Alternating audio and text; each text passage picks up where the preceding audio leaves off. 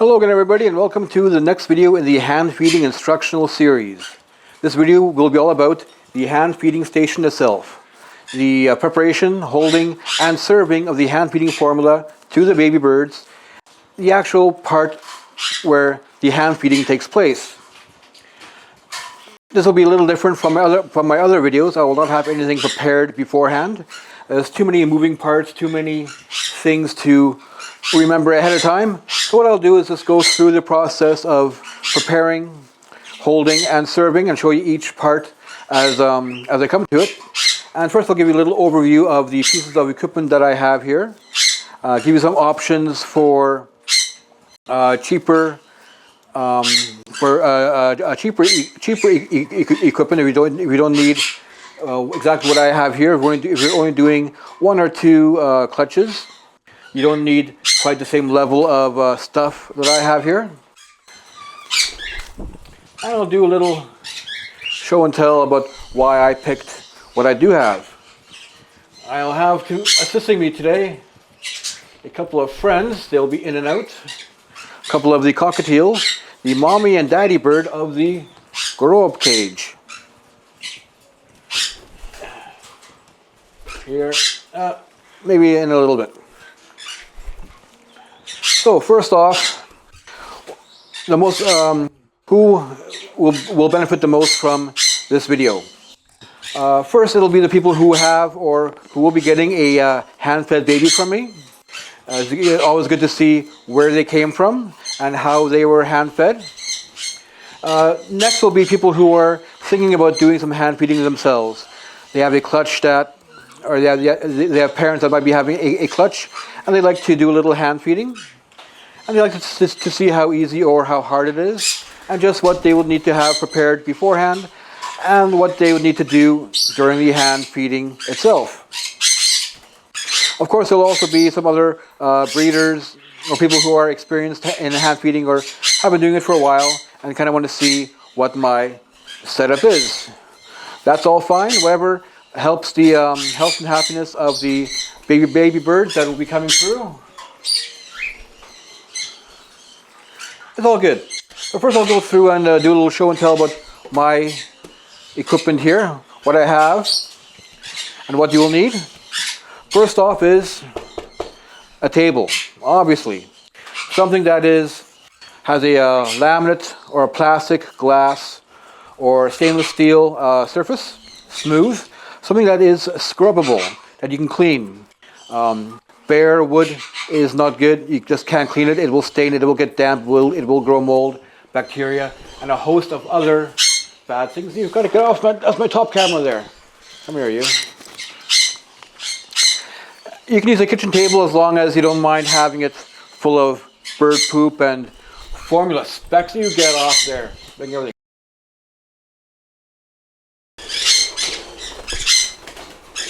Oh, I upset him.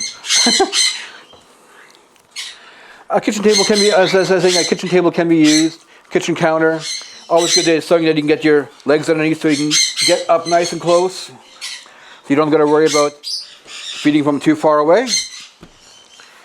Again, make sure it is scrubbable and clean. That will be your main surface for pretty much everything that you do for the hand feeding. Then, your little hand feeding area. I have a removable plastic shelf liner. I replace every couple of weeks. Very inexpensive. That keeps everything from moving and shifting around. Then a simple dish towel, dish rag goes on top. Makes it a little softer for the baby's feet. These can be changed out every day or even a couple times a day. Throw it in the wash. Keep it clean, no problem. These are very inexpensive on Amazon. You can buy them in packs of 50. Of course, next up, your hand feeding instruments. You'll need a glass with a heavy bottom so it does not float when you put it in the warm water bath of the baby bottle warmer, which I'll get to in a minute. The baby bottle warmer will keep this formula at a certain temperature. Make sure to get a good quality glass, no chips, no scratches. Big and large enough to hold all the formula you will need. Small enough to fit in the baby bottle warmer. Best to buy new, inexpensive. Cheaper option, dollar store.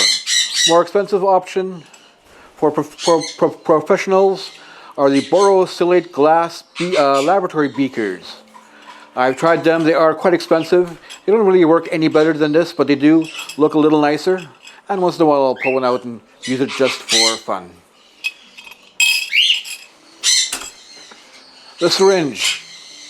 You can get these off Amazon. If you go to your local pharmacy, they'll give you an oral syringe, 10 cents free.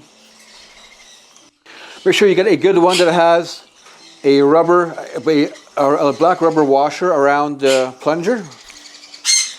You can use the cheap ones you get for 10 cents, with no washer. You can use them 1 or 2 hand feedings, then toss them out, 10 cents, they're cheap. These ones I get online, Exactomate, Offset Center, they're red. They're good quality, these can last for weeks, just need a good cleaning between each hand feeding. They work quite well. I have tried the more expensive hand feeding specialty syringes made out of glass or borosilicate laboratory glass. Stainless steel parts, big plungers. They are heavy, they are expensive, they are hard to clean, they are not as nimble as something small and versatile as this. But if you're doing gavage or crop feeding, which I do not really recommend, that is a route that you will probably want to be taking. They are large, they're clunky, but they do look fancy, and they work. Next thing is your common spoon. That is to mix up the formula. This is actually more important than you might think. You can see the shape of the spoon there. You want to try several different shapes because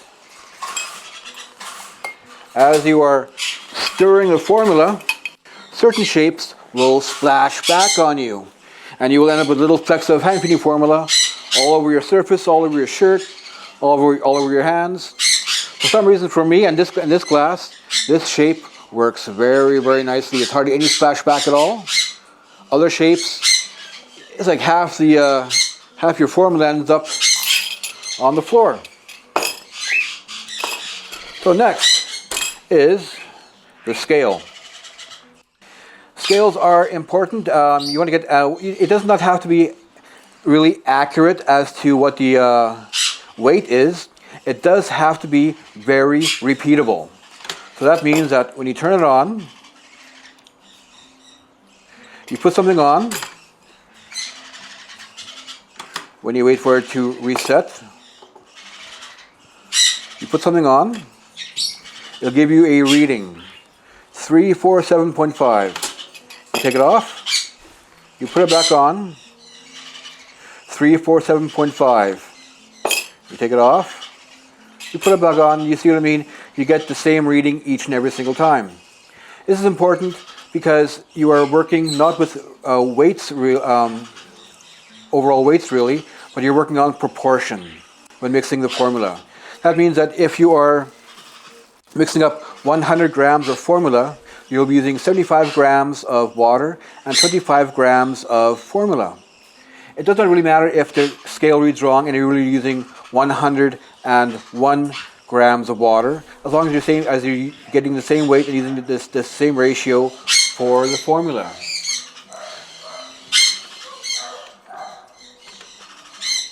So you will need a good scale that will give you good, repeatable results. Yappy little thing. Where was I? Oh yes, so that was the scale. Cheaper option, of course, that you can go with would be any $10 scale from Canadian Tire, Amazon. They should all work just as long as they do give repeatable results.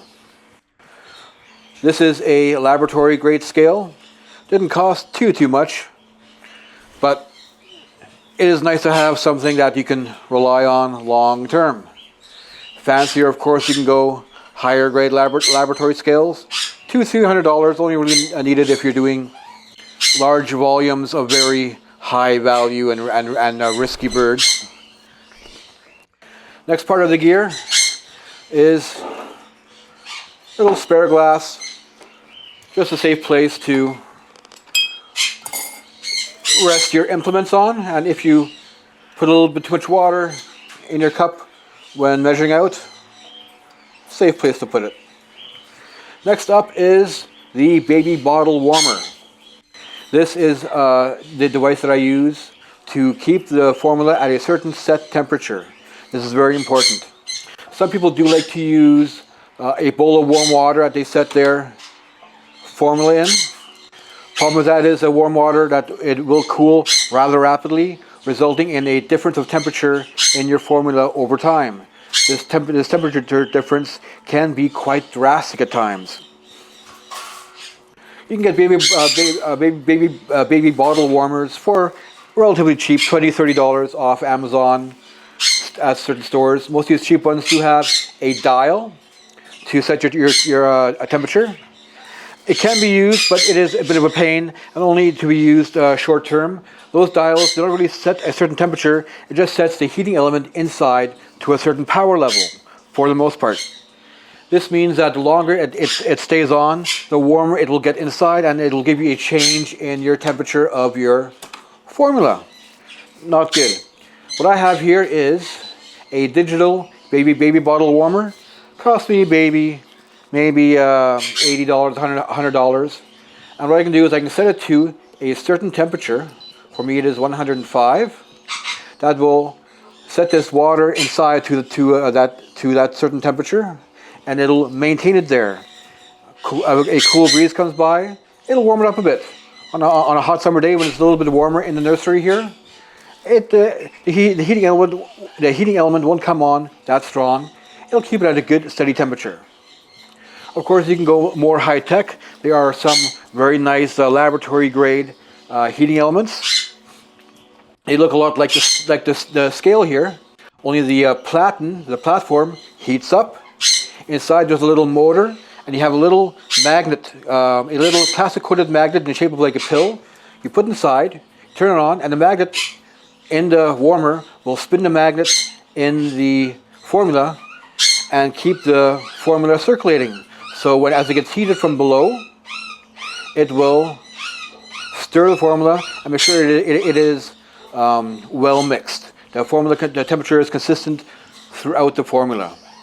Fancy, but I've tried out a couple. They are finicky. They do have quite a bit of a learning curve. And really, a baby bottle warmer, I found this to be the easiest.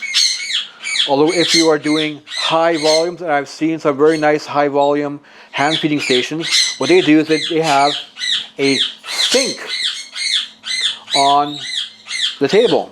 This sink has a faucet and the water is set to a certain temperature. The formula is placed in the sink, the water is turned on, so new water is always coming into the sink at a precise formula. They have a hot water on-demand system, and it is expensive for power and of course water use, but it is fancy, and if you're dealing with very, very high value birds, you do want the best. Also, that is easy to clean, and a very good long-term system. Next, of course, you will need some paper towels, because you will want to cover, you want to cover your fabric towel with paper towels. Easy to keep clean, quick to replace. You can even replace it during a hand feeding session if it gets a little too messy. No real cheaper or more expensive alternative here. Paper towels are paper towels. This is mostly for the great level of convenience that it does give you. And next you will need tissues. Standard tissue. As you're feeding, after you're feeding each bird, you'll have to clean off their beaks, clean off their chest. Nothing really there. You okay, buddy? And I like to have it in a plastic container because birds, as you can see, do fly around. They will poop on it. Plastic is easier to keep clean. Next, you will have to have some place to hold your birds.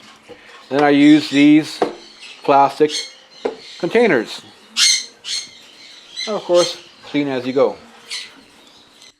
These are especially made for reptiles. They can stand high heat. I often do have a heat lamp situated over the hand feeding station.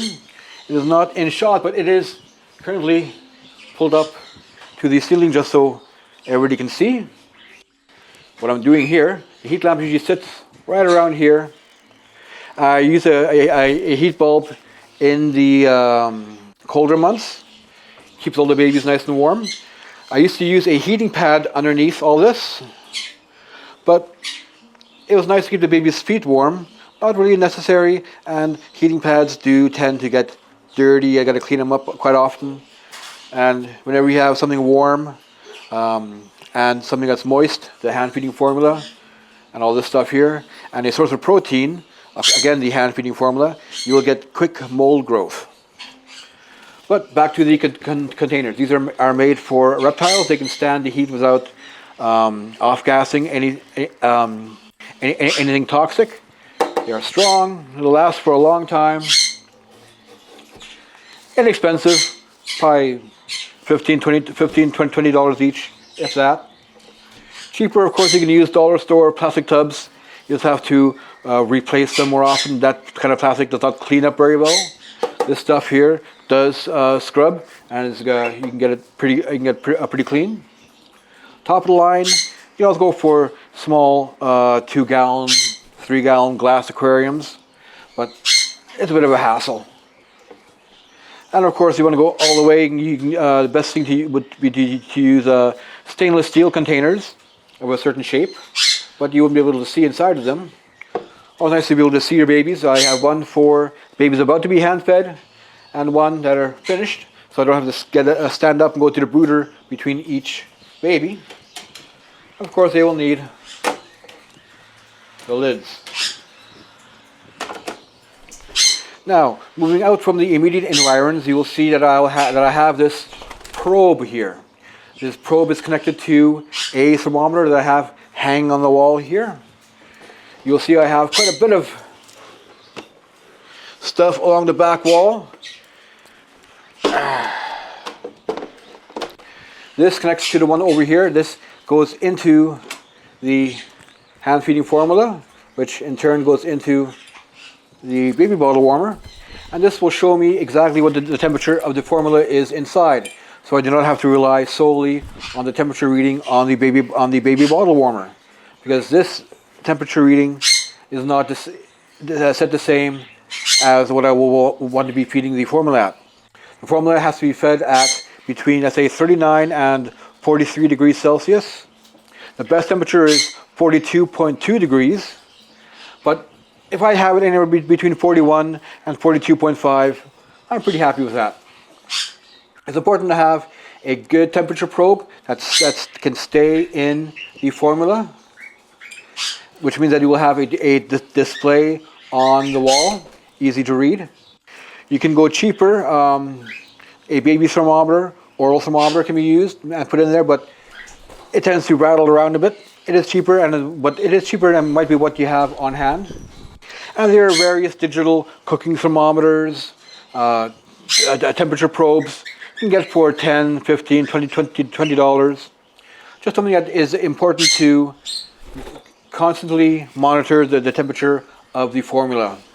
As more time goes on during your hand feeding session, temperature can change, so you might have to adjust your baby bottle warmer to keep the temperature steady. And of course, you can go higher tech. Get this is lab quality equipment that I have here. I only paid maybe $150 for it, but you can get some very accurate and very repeatable temperature probes. But they will cost you $500, $600, $700. And again, only really necessary if you need the fine control when you're doing extremely high value birds.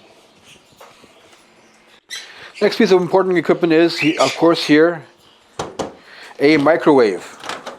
It's good to, and it's just out of sight under the table, but within easy reach.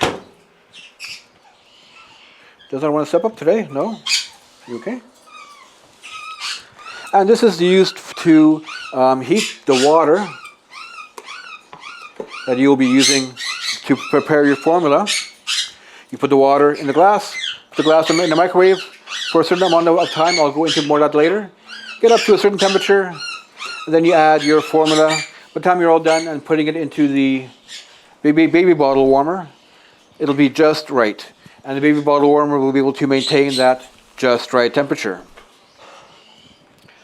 Other important things to have, well, maybe not important for everybody, but important for me. Teacup, coffee cup. Chances are if you're doing hand feeding of more than one clutch, you're going to be here quite a bit. Babies do need to be fed when they're first pulled from the nest 5 times a day, and sometimes even once in the middle of the night. So we're talking about an 8 a.m. feeding, noon, 4, 8 p.m. and midnight. And for the first few days, often one at the ungodly hour of 4 a.m. So a little bit of tea, a little bit of coffee does make things a little easier. Of course, since I am here quite a bit, I got a TV there so I can watch my farming and homesteading YouTube channels. Little fan here for when it gets a little too warm. A bigger fan there for when it gets really warm. A big fan in the window for exhaust. You don't want to be breathing in cockatiel dust for the whole time. You want to have good air circulation in your area. And my camera monitors. The house is covered in security cameras because I do sit here quite often, even though I don't have the window to keep me entertained and keep me connected to the outside. You do tend to feel a little isolated sometimes from the outside of the house, what's going on with everything outside the hand feeding station. When I'm doing a full cycle with a lot of babies like I've just completed, I can easily spend 6 hours a day sitting in this chair hand feeding. And while it is fun, you do tend to get a little disassociated with what's going on outside. It's nice to keep current. I got one camera on the outdoor bird feeder, camera out front, camera on the side so I can keep track of the dogs running around. And speaking of spending a lot of time in a chair, a good chair is a requirement. Get something that is comfortable, that you can sit in for long periods. Now I will start showing you how last thing, the hand feeding formula itself.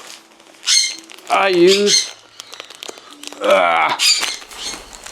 again the big bag, Rowdy Bush Hand Feeding Formula 3. Been using it for years and years.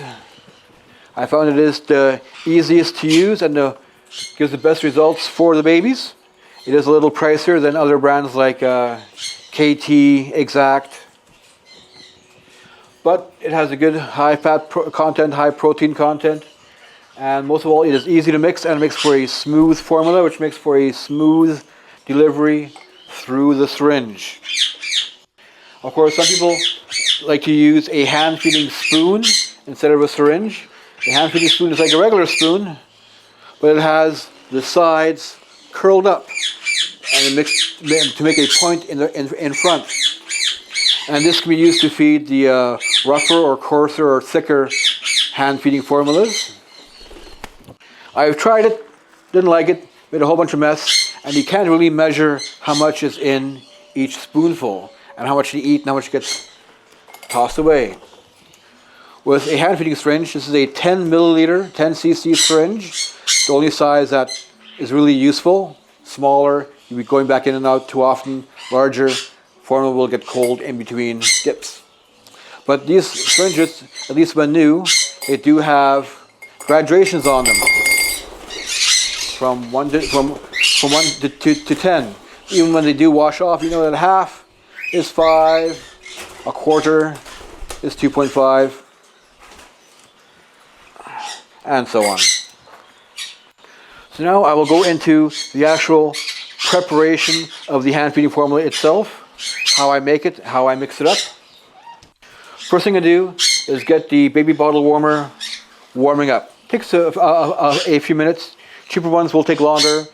Better ones only take a minute or two. So first I decide on how much I want to make. If you're only doing one clutch of 4 or 5 babies, you'll probably be able to get away with making 60 or 90 milliliters of formula. I say 40 milliliters, enough for 3 or 4 babies, is about as low as you want to go. You don't want to make any less than this, because any less than this, it has a hard time maintaining a consistent internal temperature. It doesn't have that the mass and volume needed to maintain what you need. The temperature fluctuations can occur too rapidly. Maximum, of course, is what will fit in this glass. For this glass, it is about 280 milliliters. Some hand feeding sessions, I will refill this glass 2 or 3 times. That's a lot of babies. First, put in the water. Make sure your scale is zeroed out, not turned off, zeroed out.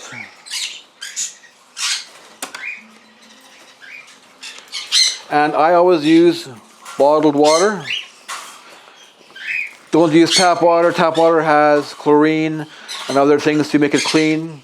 It can have a pH level that is too high or too low. Tap water is usually about a 6.5, 7.0 pH, around there. And tap water is best kept right where you work, so it is always room temperature. So you always have a good base temperature to start from, so you're not guessing too much for the microwave.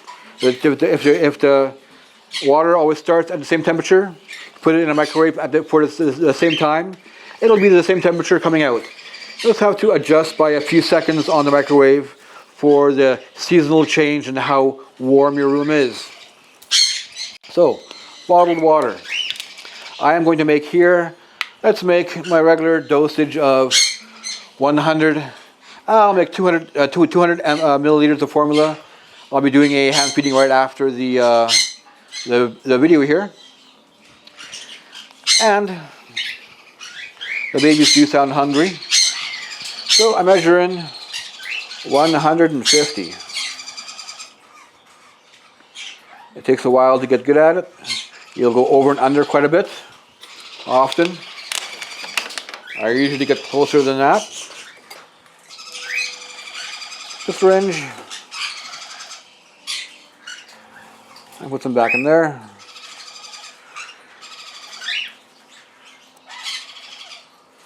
$150. So I have a little chart here that tells me how long each measurement has to go into the microwave for. If I'm making 80, 100, 120, 160, 200, 240, 280, they all have different amounts of seconds that they go in for. When you're first doing this, you will have to do a lot of trial and error to get a good idea of just how long it'll have to go into the microwave for. Every microwave is a little different. As long as when you put it in the baby bottle warmer, it is around about 42.2. And the trial and error means that if you put it in, it's too low.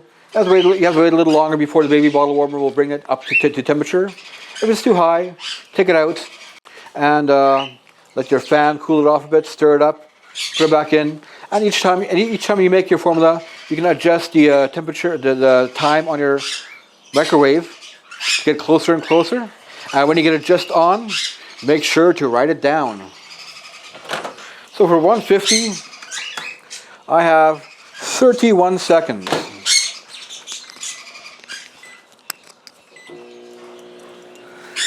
And away it goes. It's very handy to have it here.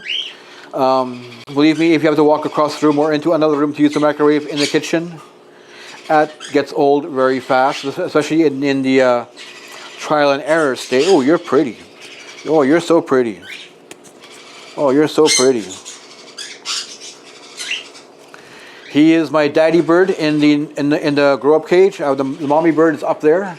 I usually keep a couple of the cockatiels from the first clutch if I have multiple clutches, and they will act as mommy and daddy birds in the grow up cage, teaching the new babies where the food and water dishes are, how to behave in the grow up cage, how to feed, how to come in and out for feeding. Oh yeah, you're so nice. And they do get very, very friendly. But I do find them new homes at the end of the cycle. Some very lucky people will get to take these guys home at the end. They'll be about a month or two older, but they will be very highly socialized. They're on my shoulder for most hand feedings. That's because they're so much fun to have with me.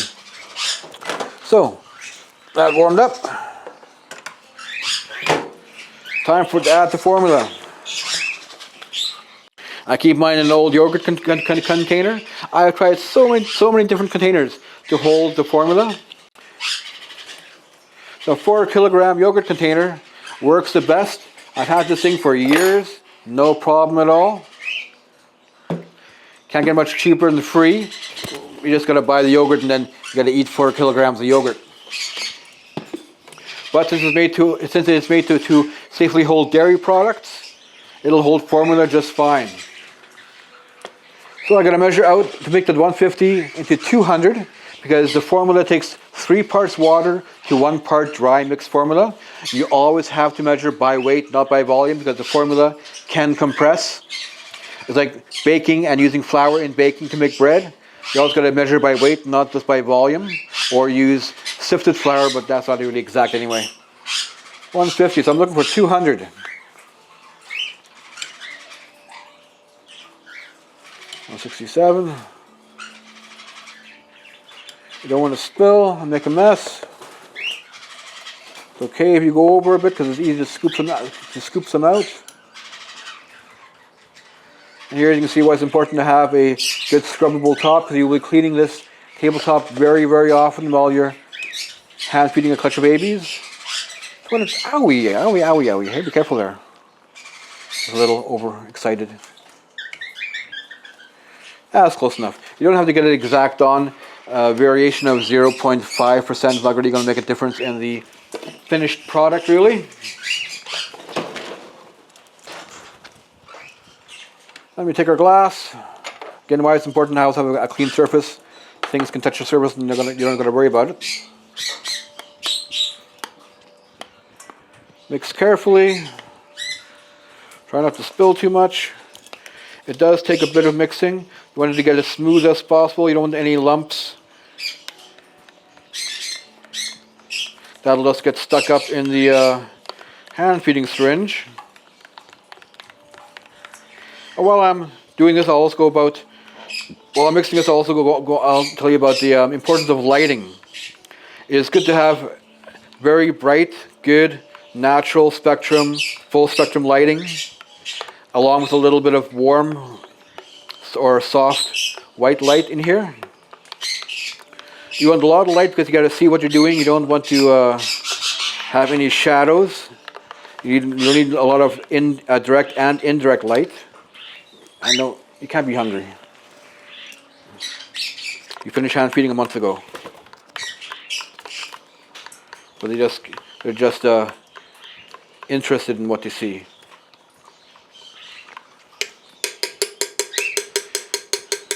Make sure you get a good quality glass and it doesn't chip or give off any shivers or splinters. If you see anything rough along the edge of the glass, throw the glass out. Make sure it's very well mixed. Make sure a bird doesn't poop in it. That's happened before.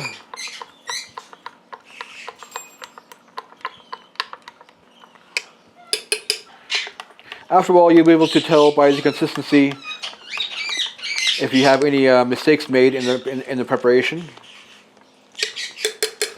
That'll do it. You get out of there.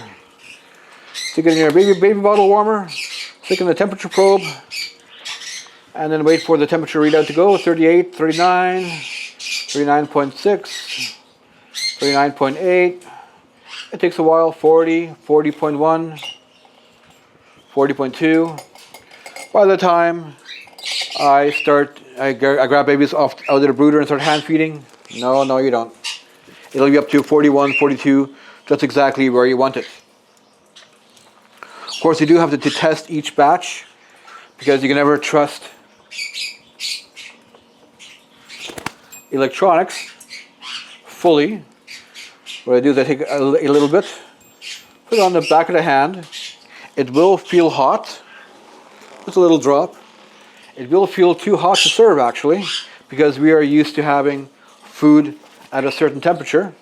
But birds do have a much higher body temperature than people do. They will take food that is quite a bit warmer. You will have noticed this if a bird that has ever pooped onto a bare part of your skin or onto a shirt that's soaked through, the bird poop will feel hot. And for the feeding itself, the important part, something that you'll have to practice beforehand, is to get a good rate of delivery. You're looking for something like this. You can practice this to get a good, steady, consistent rate without any squirts or big pauses, so the birds will be able to get used to a certain feed rate. And it just comes with experience.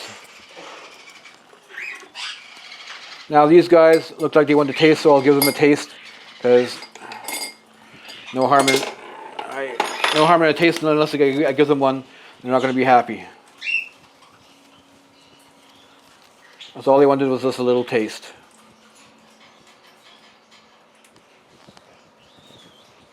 A little taste. Just for comfort. They're well past the age where they need it. But it just makes them a little happy. So at this point is where you start hand feeding the actual babies. I will not show any of that in this video because that is just too much to go into at this time. This video will be a lot longer. Too long. But I do have on my YouTube channel a whole playlist dedicated to hand feeding demonstrations of all types of babies. Condors, cockatiels, linneys, lovebirds, at all different ages. They do need different techniques at different stages in their life. There are many videos on there that I give a nice close-up view of them actually being hand-fed. I do give a lot of tips. How much to hand feed, how fast, things to watch out for with certain breeds. You're welcome to go and check out those videos to see just how the actual delivery of the hand feeding formula is done. The main purpose, of course, in hand feeding is to give your baby birds an optimal feeding at each session. They're fed an optimal amount each day to give them their best growth and development rate, give them their best overall health possible, and to keep them happy and healthy babies, make for happy and healthy and friendly adults. The next video in the series will be on the weaning process and on the grow-up cage. That will be a very short video, not really too much to go into there. The birds do tend to take care of that mostly themselves.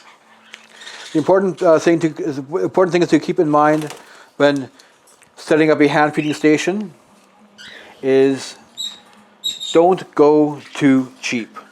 You can save $10, $20, $30 quite easily, but it'll be a pain in the butt to use, and you run the risk of having formula being fed at wrong temperatures, wrong consistencies, and it could be contaminated, which makes for unhealthy and unhappy babies. And we definitely don't want unhealthy and unhappy babies, or unhealthy and unhappy birdies. That would be bad, wouldn't it? Well, until next time, have fun, everybody. Enjoy your bird.